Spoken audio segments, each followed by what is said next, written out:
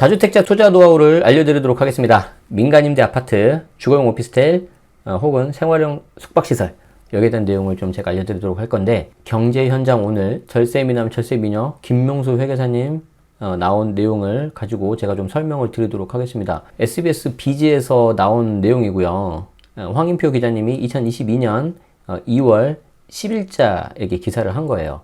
이게 이제 영상으로 된 거기 때문에 이거 편하신 분들은 여기 제목을 검색하셔가지고 그냥 영상을 들으셔도 되는데, 제가 좀 추가로 플러스 알파로 해서 드리고 싶은 말씀이 있거든요. 그래서 어떤 내용인지 보도록 할 텐데요.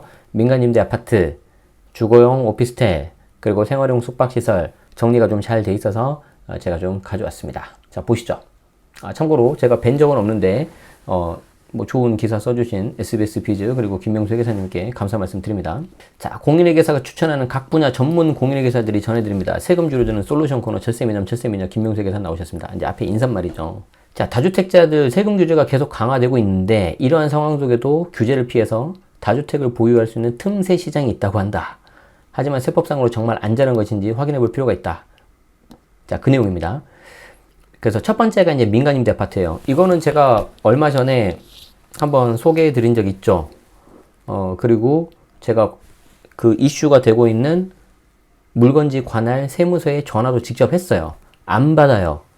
물론 그 뒤로 제가 계속해서 뭔가 트라이를 하고 그랬어야 되는데, 저도 이제 다른 일을 하다 보니까 그 뒤로 뭐 연락은 못 해봤어요. 물론 그건 제 불찰인데요. 일부 그 영상에 이제 몇몇 분들은 뭐 이게 알지도 못하면서 왜 그러냐라고 이제 말씀하셨는데, 물론 제가 다 아는 건 아닌데 요 내용을 한번 보시면 좀 생각이 바뀔 수도 있을 것 같아요.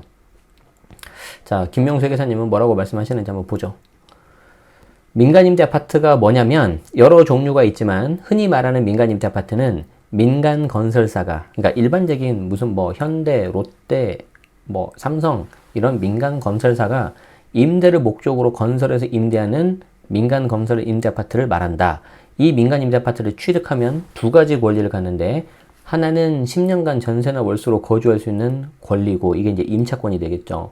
다른 하나는 10년 후에 일정한 가격으로 부동산을 취득할 수 있는 권리, 즉 우선 분양권을 갖게 된다. 이 중에서 이 우선 분양권 때문에 사실상 임차권에 프리미엄이 생겨서 거래가 되는데, 실제로 작년 말 2021년이었죠. 서울에서 분양한 모 민간임대 아파트가 당첨 발표하자마자 억대로 프리미엄 오르게 됐고, 제가 관심 갖고 있었던 곳은 서울이 아니라 경기도였어요. 경기도였는데 거기도 프리미엄이 한 3억, 4억 그 정도 붙었었죠. 자, 그런데 질문이에요. 이 민간임대 아파트가 주택세 포함 안 되니까 세금 부담이 없다, 세법상 규제가 없다, 맞습니까? 자, 정부에서는 다주택자에 대한 세금을 강력하게 하고 있는데, 그래서 주택수에 포함되어 다주택자가 될 경우 취득세, 보유세, 양도세 계산해서 높은 세율이 과세되기 때문에 세부담이 크게 증가할 수 있어요. 이거는 뭐 다 알죠. 하지만 이 민간임대 아파트의 경우에는 현행세법상 규제를 거의 안 받는 게 사실이다. 거의 안 받는. 그래서 제가 그때도 말씀드릴 때 이게 좀 말씀드리기 조심스러운데, 이런 이슈가 있기 때문에 그래도 무조건 100% 세금이 안 나온다, 그건 아니다 라고 말씀드렸었죠. 자, 여기도 마찬가지잖아요. 거의라고 하셨는데 규제를 받는 경우도 있다는 말인가요? 제가 거의라고 말씀드린 거는 이 회계사님 말씀이에요. 중간에 이 임차권을 매매해서 발생한 소득의 과세 여부에 대한 논란이 있기 때문인데, 이러한 민간임대 아파트는 뭐로 볼 거냐면 부동산 임차권이라는 거죠. 그러면 이 부동산 임차권은 부동산은 아니기 때문에 취득세, 재산세, 종부세 이런 거는 안 들어가요. 이건 맞아요. 하지만 이 임차권을 취득한 뒤에 추가로 주택을 취득하거나 기존 주택을 양도할 때에도 일반 주택 분양권과 다르게 이 임차권이 주택수에 포함되지는 않는다. 분양권은 아니니까. 하지만 이 민간임대 아파트 임차권을 중간에 프리미엄을 받고 파는 매매 과정에서 발생하는 소득이 비과세인지 여부에 대해서는 논란이 있다. 논란이 있다. 기본적으로 우리 소득세법은 그 열거주의라고 해가지고 세법에 이렇게 나와 있는 내용 리스트에 대해서만 과세하는 게 원칙인데, 그래도 몇몇 일부에 대해서는 포괄주의가 들어가요. 포괄주의는 뭐냐면 말 그대로 소득이 있으면 과세하는 거예요, 그냥. 그게 형식이 뭐든지 간에. 반면에 소득세가 아니라 법인세는 그냥 포괄주의예요. 다 들어가요.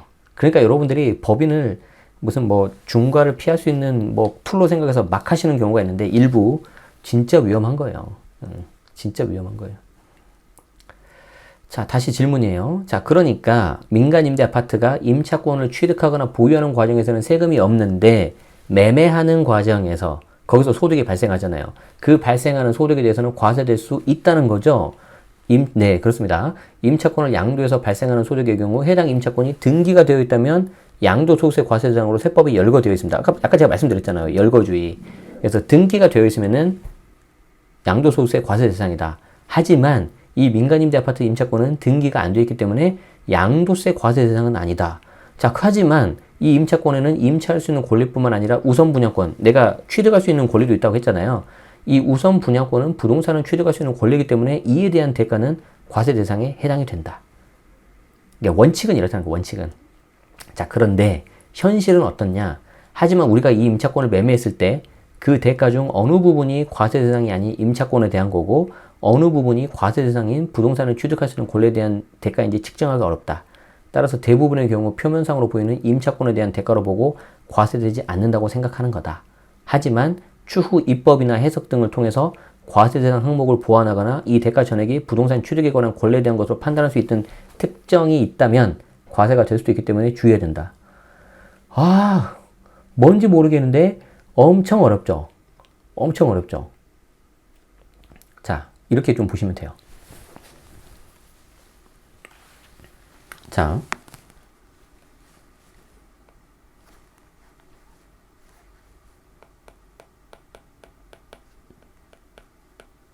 민간 임대 아파트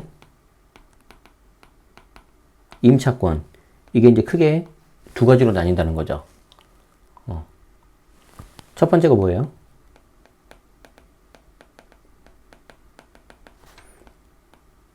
임차할 수 있는 권리.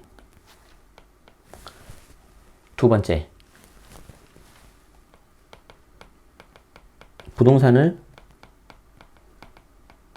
취득할 수 있는 권리. 이게 두 가지가 있다는 거죠. 그렇죠? 얘는 과세 대상 들어간다. 얘는 등기가 안 돼 있기 때문에 안 들어간다. 자, 여기까지 정리가 됐죠. 여기까지 정리가 됐죠. 왜냐면 얘는 이제 등기가 안 돼 있으니까 안 들어가고, 얘는 이제 부동산 취득할 수 있는 권리에 대해서는 과세 대상이라고 열거되어 있으니까 이제 들어간다. 이렇게 되는 거죠. 자, 그러면 예를 들어서 요 민간임대 아파트 임차권을 예를 들어서 P를 4억을 주고 사요. 4억을 주고 사요. 자, 그러면 지금 이 회계사님 하신 말씀이 이거예요. 자, 이 4억 중에서 얼마가 1번이고 얼마가 2번이냐, 이거 구분할 수 있어 없어요? 구분할 수 있어 없어요? 아, 거의 불가능해. 거의 불가능해. 예. 그렇잖아요. 여기 나오잖아요. 어느 부분이 과세 대상이 아닌 임차권에 대한 대가고 어느 부분이 과세 대상인 부동산을 취득하는 권리에 대한 대가인지 측정하기가 어렵다. 그렇다고 과세 당국에서 이거를 임의적으로 구분하면 안 되겠죠. 그러면 이제 위법 요소가 있으니까. 예, 그렇기 때문에 이 사학에 대해서는 저는 이 임차할 수 있는 권리에 대해서 나중에 10년 후에 저 취득 안 할 건데요. 여기에 대해서 제가 다 주고 산 겁니다. P를 할 말이 없잖아요. 근데 그 사람의 생각을 어떻게 알아요? 사실 나는 임차하는 거는 상관이 없고 난 10년 후에 이 집 살 건데 그 사람 속을 어떻게 알아요? 그럼 이제 여기에 대해서 어떻게 하겠습니까? 뭔가 플러스 알파를 시키겠죠. 플러스 알파를 시키겠죠. 자, 그러면은 우리는 학습 효과가 있잖아요. 그동안 5년간 거의 한 20 몇 번의 정책 바뀐 걸 봤을 때 어떻게 바뀌겠어요? 아, 당신은 임차할 수 있는 권리만 가지고 이 P를 4억을 줬군요. 그러니까 과세 대상이 얕으니까 비과세입니다. 그렇게 하겠습니까? 아니면 당신은 부동산을 취득할 수 있는 권리, 10년 후에 살 권리를 많이 보고 이걸 산 것 같은데 제가 이거를 한 80%로 보겠습니다. 그래서 80%인 3억 2천에 대해서 과세하겠습니다. 그렇게 볼까? 후자일 가능성이 높죠. 후자일 가능성이 높아요. 그래서 여기 나오죠, 여기는. 자, 그러나 추후 입법이나 해석 등을 통해서 과세 대상 항목을 보완하거나 이 대가 전액이 여기 나와야겠죠. 전액이라고 하잖아요. 전액. 부동산 취득에 관한 권리에 대한 것으로 판단할 수 있는 그런 경우가 있다면 과세가 될 수도 있다. 그래서 제가 그때는 뭐 이렇게까지는 잘 많이 몰라가지고 좀 이렇게 뭉쳐서 좀 말씀드렸었죠. 그건 제 잘못이고요. 그런데 이제 조금 안타까웠던 게 그거였어요. 거기 관할 세무서만 그런지 모르겠는데 진짜 연락이 안 되더라고요. 전화를 몇 번을 했는데. 그래서 제가 아는 지인 그 세무 공무원 분한테도 전화를 해서 물어봤어요. 어떻게 생각하십니까? 그랬는데 본인도 이거 좀 위험한데 하는데 이제 거기도 이제 뭐 다 아시는 건 아니니까 그래서 제가 여기 물건지 관할 그 세무서에다가 연락을 하는데 안 됩니다라고 했더니 그분도 오히려 저한테 말을 하더라고요. 연락을 꼭 해가지고 연락이 되면 자기도 알려달라고 그쪽에서는 어떻게 보는지 좀 궁금하다고. 근데 연락이 안 됐어요.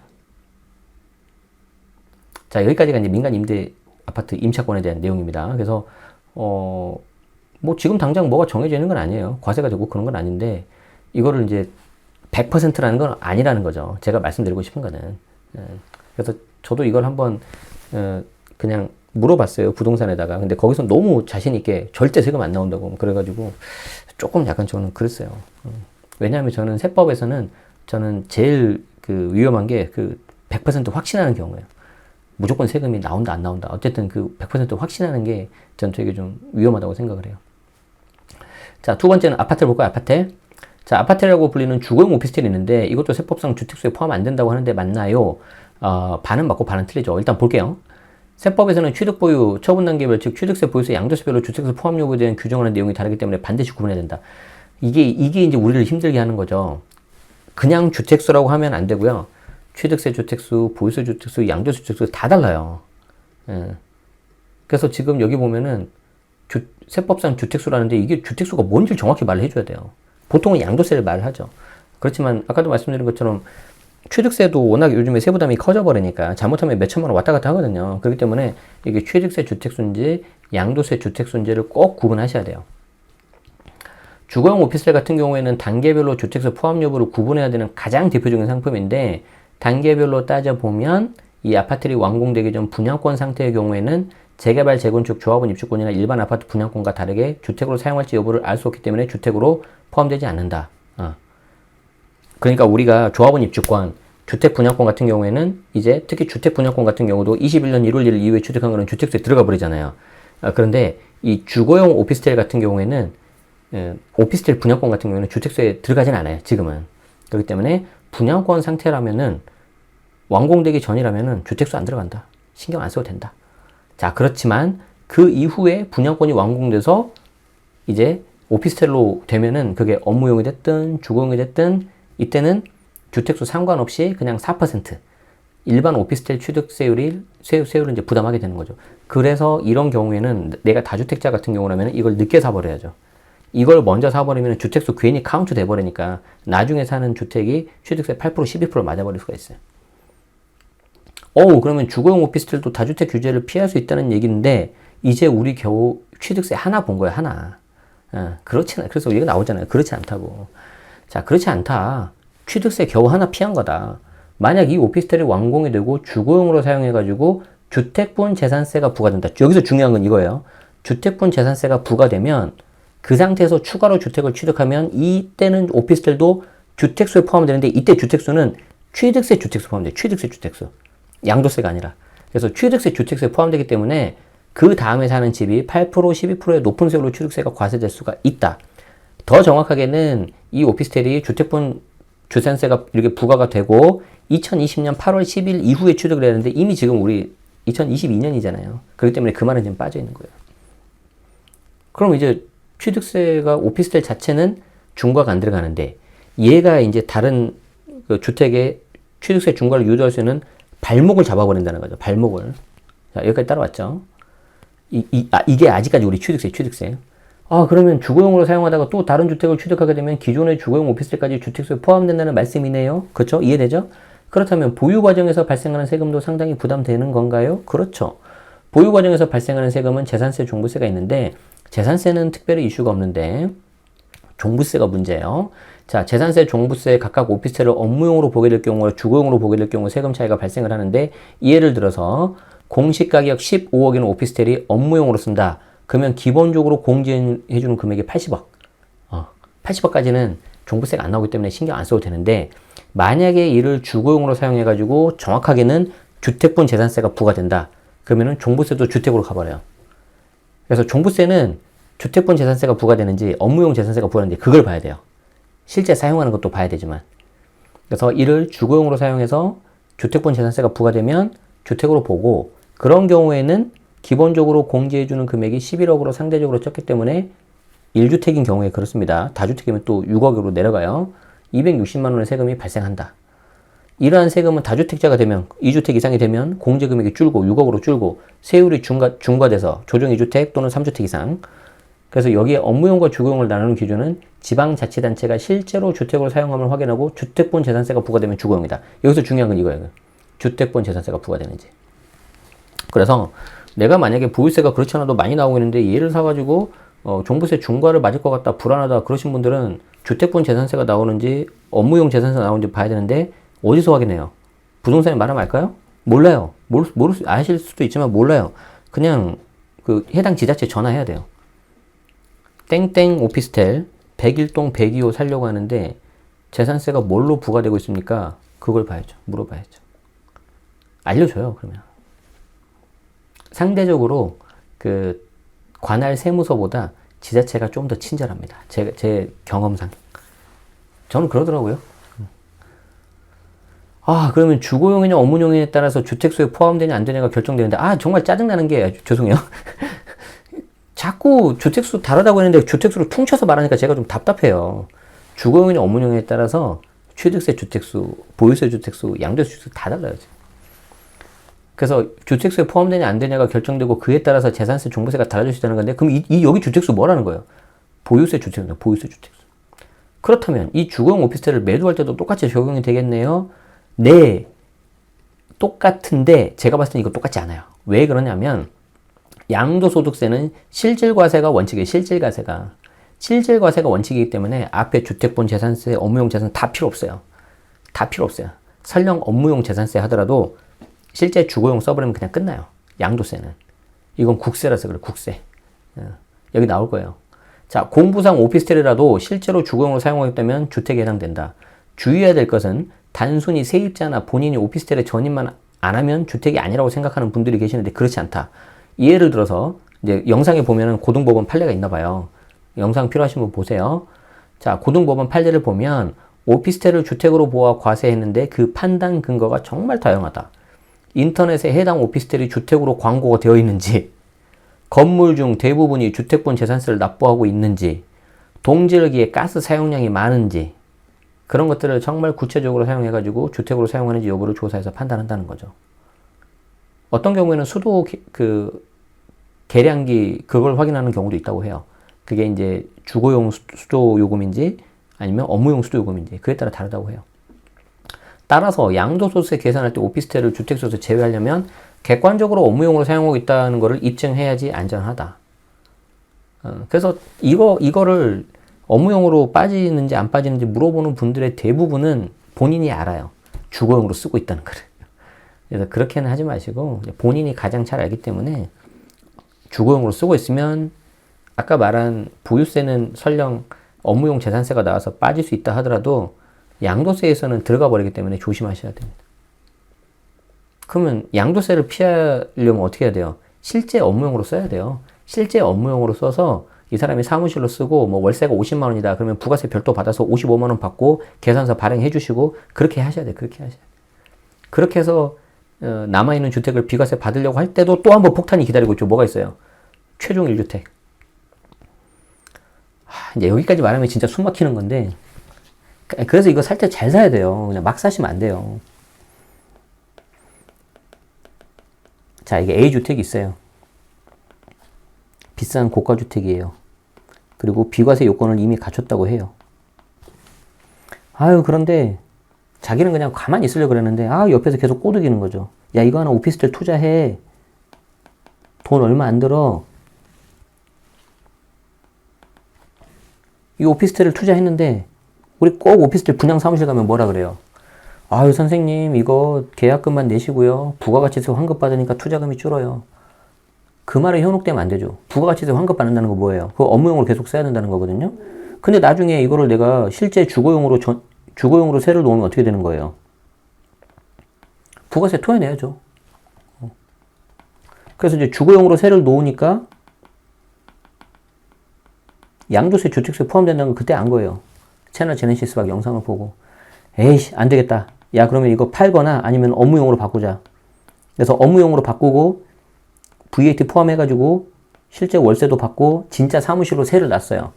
자, 그런데 이거를 세를 놓고 갑자기 급한 일이 생겨서 얘를 팔아서 비과세를 받으려고 해요. 비과세 돼요, 안 돼요? 비과세 돼요, 안 돼요? 추가 2년 있어야죠. 왜냐면 여기서 주택으로 한번 2주택이 돼버렸으니까. 그래서 만약에 급한 일이 있어도 2년 기다려야 돼요. 마치 뭐랑 같아요. 아, 나 지금 저녁 식사 시간에 죄송해요. 아, 나 지금 급해가지고 빨리 지금 화장실 가서 볼일 봐야 되는데 볼일 못 보고 2년 동안 기다려야 된다는 거죠. 생각만 해도 끔찍하지 않아요? 나는 지금 당장 배 아파가지고 큰일 나겠는데. 이러다가 이제 큰일 난다. 비과세 날아가는 거예요, 날아가는 거. 그나마 알면 2년이라도 어떻게 기다려볼까 생각을 하는데 이거 모르고 팔아버리면 비과세 그냥 아작나버려요, 그냥. 근데 이제 문제는 내가 왜 비과세가 안 되는지도 모르고 그냥 당한다는 거죠. 그게 이제 제일 문제예요, 이게. 진짜 조심해야 돼, 진짜 조심해야 돼. 자, 민간임대 아파트, 주거용 오피스텔처럼 보유하면서도 다주택자에 대한 세금 폭탄 피할 수 있는 주택이나 건물이 또 있나요? 아, 생숙이 있습니다. 생숙. 생활용 숙박시설. 요즘에 특히 작년부터 핫했죠, 좀. 생숙은 호텔과 주거용 오피스텔이 합쳐졌다고 보면 되는데 이에 대한 세법상 지금은 오피스텔과 같다고 보면 된다. 한 가지 차이점은 오피스텔의 경우 주거용으로 사용하면 추가로 다른 주택을 취득할 때 주택수에 포함된다고 말씀드렸는데 하지만 생활용 숙박시설 경우에는 이러한 규정이 없다. 따라서 생활용 숙박시설을 주거용으로 사용한다 하더라도 현행 세법상으로는 추가로 주택 취득 시 취득세 계산에서 생수기 주택을 포함된다. 자, 여기서 조심해야 되는 거는 이때 주택수는 취득세입니다. 취득세. 양도세는 또 아니에요. 그러니까 조심하셔야 돼요. 양도세에서는 이유 여부를 불문하고 그냥 주거용으로 써버리면 주택수에 들어간다고 보시는 게 깔끔해요. 근데 이제 생활용 생숙은 이제 주택수, 양도세 주택수에서 좀 그래도 피할 수 있는 게 뭐냐면 숙박업으로 신고를 하고 사업자 내고 그래서 실제 숙박업으로 쓰면 그때는 빠져요. 업무용으로 보니까. 근데 그게 아니라 어설프게 해가지고 주거용으로 썼다 그러면 이제 포함될 수 있으니까 조심하십시오. 그래서 저는 비과세 받는 걸 별로 권하지 않아요. 너무 사건 사고가 많이 나니까. 알겠습니다. 한번 정리해 주시죠. 그래서 마지막으로 깔끔하게 또 회계사님이 정리까지 해주셨어요. 네, 첫 번째로 민간 임대 아파트에 대해서 말씀드렸습니다. 부동산 임차권으로서 취득세, 보유세 납부 대상이 아니고 세법에서 주택으로 보는 분양권 아니니까 주택수 포함 안 되고 세금도 안 나옵니다. 하지만 아까 보셨죠? 그 부동산을 취득할 수 있는 권리에 대한 걸로 봐가지고 그 프리미엄에 대해서 소득이 있는 부분에 대해서 과세가 될 수도 있다. 그러니까 이런 게 너무 약간 과열되고요. 너무 언론에서 많이 떠들어 버리면은 거기에 대해서 입법이 이루어질 수가 있어요. 그래서 하실 분들은 그냥 조용히 하세요. 여기 나오죠. 다만 두 번째로 이 민간임대 아파트 임차권 매도할 때는 부동산을 취득할 수 있는 권리 부분에 대해서는 임차권은 아니고 권리 부분에 대해서는 과세될 수 있기 때문에 조심해야 된다.